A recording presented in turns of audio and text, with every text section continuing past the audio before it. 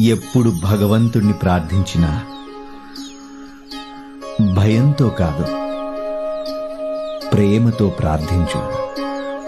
అచ్చం మీ అమ్మా నాన్నల్ని ప్రార్థించినట్టే. ఆయన దేనికోసం నిరీక్షిస్తాడో తెలుసా? ఆయన్ని మన మధ్యలో అన్వేషించే క్షణం కోసం.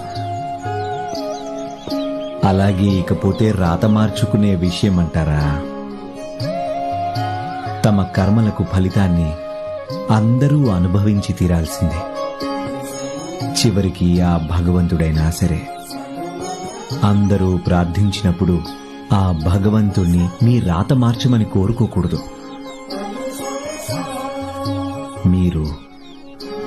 మీరు ఎలాంటి పరిస్థితిలోనైనా సంతోషాన్ని కలిగించమని ప్రార్థించాలి. మీ కర్మలు నిర్వర్తించడానికి